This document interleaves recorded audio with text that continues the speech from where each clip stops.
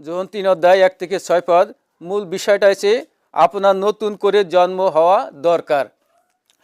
যিশু আমাদের বলেন যে স্বর্গের দরজাগুলি আমাদের জন্য বন্ধ যদি না আমাদের নতুন করে জন্ম হয়। আমাদের নতুন করে যদি জন্ম না হয় তাহলে আমাদের জন্য কি হবে? স্বর্গের দরজা বন্ধ হয়ে যাবে। এই যে নতুন জন্ম কি সেটা আমরা নিকোদিমের কথা অনুসারে আমরা জানতে পারবো। অনেক সময় অনেক পালকে বা এরকম বলে যে আপনাদের সদস্যরা এসেছেন, আপনাদের কি নতুন জন্ম হয়েছে? হ্যাঁ, নতুন করে জন্ম হয়েছে। এটা বছরের শুরুতে এরকম কথা, এরকম প্রশ্ন আসে। এখানে বলছে যদি না হয়ে থাকে আপনি হারিয়ে গেছেন, কারণ যিশু বলেন নতুন করে জন্ম না হলে কেউ ঈশ্বরের রাজ্য দেখতে পায় না। যদি আমাদের নতুন জন্ম না হয় তাহলে আমরা হারিয়ে গেছি। যদি নতুন করে জন্ম হয় তাহলে আমরা ঈশ্বরের রাজ্য দেখতে পারবো, আর যদি নতুন জন্ম না হয় তাহলে আমরা ঈশ্বরের রাজ্য দেখতে পাবো না। এটা যোহন 3 অধ্যায় 3 পদের খ অংশ, শেষে অংশ আছে। আমরা যদি প্রার্থনা করি, সুন্দর প্রার্থনা করলাম, হ্যাঁ, এটা কি নতুন জন্ম? আমরা সুন্দর গান করছি, এটা কি নতুন জন্ম? এটা কি আমরা সুন্দরভাবে বাইবেল অধ্যয়ন করছি, এটা কি আমাদের জন্য নতুন জন্ম?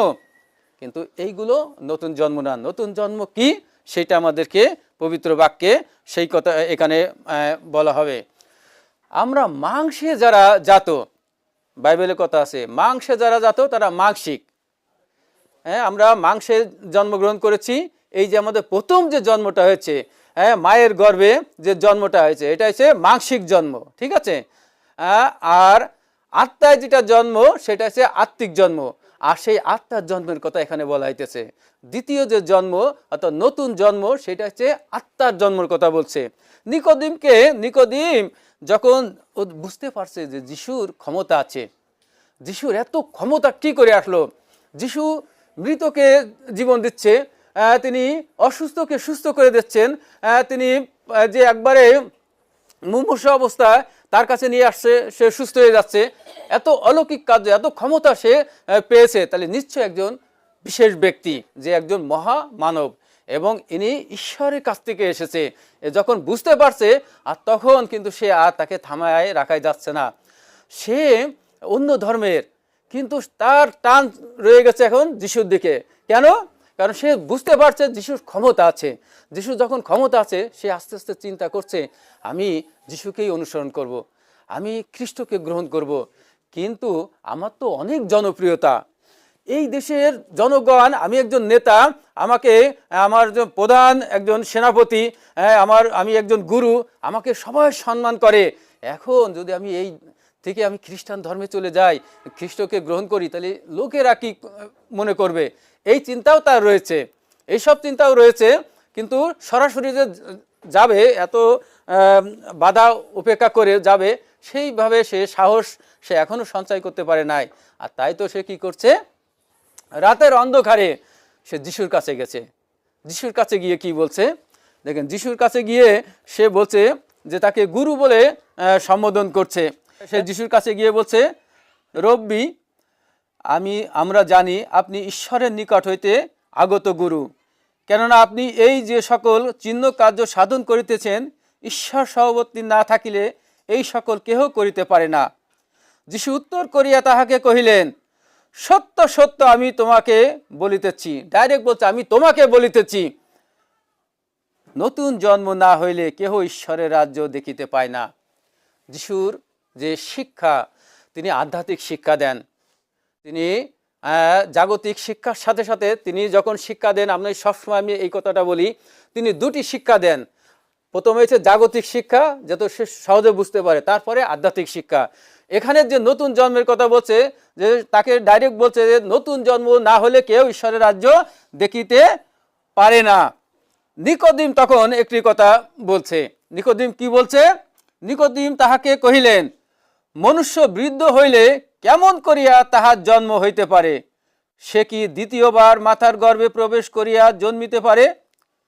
যিশু উত্তর করিলেন, সত্য সত্য আমি তোমাকে বলিতেছি, যদি কেহ জল এবং আত্মা হইতে না জন্মে, তবে সে ঈশ্বরের রাজ্যে প্রবেশ করিতে পারে না। মাংস হইতে যাহা জাত তাহা মাংসই, আর আত্মা হইতে যাহা জাত তাহা আত্মাই। আপনি কয়েকটা বিষয় এখানে লক্ষ্য করছেন। তাকে ডাইরেক্ট বলছে যে তাকে নতুন জন্ম নিতে হবে। আর সে বুঝতে পারছে না নতুন জন্ম কি। সে মনে করছে একবার জন্ম নিচ্ছি প্রথমে, তারপরে আবার মনে মায়ের গর্ভে যেতে হবে। এখন এই বলছে তো আমি বৃদ্ধ, আমার অনেক বয়স হচ্ছে, আমি কি করে আবার মায়ের গর্ভে যাব। যিশু তো আধ্যাত্মিক শিক্ষা দিয়েছে এখানে। যিশু যেটি বলছে সেটাই এই কথা বুঝাইতে চেয়েছে যে তোমাকে ওই এই জাগতিকভাবে মায়ের গর্ভে যেতে হবে না, কিন্তু আত্মিকভাবে তোমাকে জন্মগ্রহণ করতে হবে।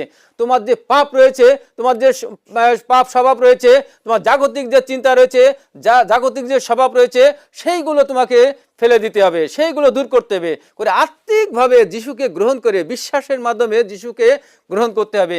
এবং তোমার ভিতরের সে পাপ আর থাকবে না, তুমি নতুন একটা জন্ম তোমাকে গ্রহণ করতে হবে, আত্মিক জন্ম সেটা, অর্থাৎ প্রভুকে তোমাকে গ্রহণ করতে হবে এবং তোমার সেইভাবে আত্মাধিক সেই জন্মটা তোমাকে নিতে হবে।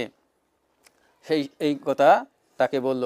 এবং সেই সাথে সাথে তিনি এইভাবে শিক্ষা দিলেন, মাংস হইতে যাহা জাত তারা তো মাংসের চিন্তা করবে, মানুষ তার মানসিক চিন্তা করবে, যারা আধ্যাত্মিক মানুষ তারা আধ্যাত্মিক চিন্তা করবে। সুতরাং তোমাকে আধ্যাত্মিক হতে হবে, আত্মিক হতে হবে, এই শিক্ষা তাকে দিয়েছে।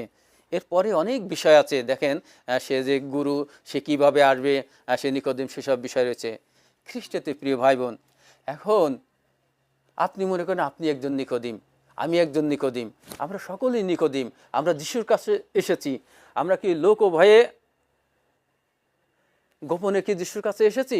না, প্রকাশ্যে তার কাছে এসেছি। ধন্য তারা যারা প্রকাশ্যে যিশুর কাছে আসে। সে ভয়ে সে যেসব কথা যখন বলছিল, সে কিন্তু আবার পিছিয়ে গেছিল, পরে আবার আসছে কিনা জানি না ঠিক মতন ফিরে, কিন্তু তার একটা বাধা ছিল যে জনগণ তাকে মেনে নেবে কিনা। কিন্তু সে যিশুর কাছে এসেছিল, সে যিশুকে ভালোবেসেছিল। পরক্ষণে হয়তো জানি না প্রভু তাকে কিভাবে তাকে পরিবর্তন করেছিল। আজকে তিনি আমাদের এই কথা বলছেন, আমরা কি সেই গোপনে রাত্রে কি যিশুর কাছে আসছি, নাকি সরাসরি? এই যে যদি আপনারা গোপনে আসতেন তাহলে এখন আপনাদের পাওয়া যেত না, ওই রাত্রে আপনাদের পাওয়া যেত, রাত্রে আপনার যিশুর কাছে যেতেন। কিন্তু ওই পালকের কাছে বা কারো কাছে যেতেন রাত্রে। কিন্তু আপনারা সেই নিকোদিমের মতো না, আপনারা প্রকৃত খ্রিস্টান, আপনারা আত্মায় জন্মগ্রহণ করছেন। আত্মায় যদি আত্মিক না হতেন তাহলে আজকে এই উপাসনায় আপনারা আসতেন না। আর যখন আত্মিকভাবে হয় তখন সম্মুখে আমরা সকলের সামনে আমরা প্রভুর সান্নিধ্যে আসি। এরপরেও কথা রয়ে গেছে, অনেক সময় আমরা প্রভুর সান্নিধ্যে এসেছি, এখন আমরা সত্যিকারে আপনার হৃদয়ের কথা, আপনার মনের কথা আমি বলতে পারি না, কিন্তু ঈশ্বর জানে আপনি কোন হৃদয় নিয়ে এসেছেন, আপনি সত্যিকারের মন ও বাসনা নিয়ে প্রভুর সান্নিধ্যে এসেছেন কিনা। যদি এসে থাকেন খুবই ভালো, আর যদি না আসেন তাহলে আপনার সুযোগ রয়েছে, আপনার সেই ভিতরের সেই ময়লাটা আপনি ধুয়ে ফেলে দেন, আপনার রাগ, অহংকার, আপনার বাহ্যিক যেসব জিনিস আছে ধুয়ে ফেলে দেন, দিয়ে আত্মিকভাবে আপনি প্রভুর সান্নিধ্যে আসেন, আত্মায় আপনি জন্মগ্রহণ করেন।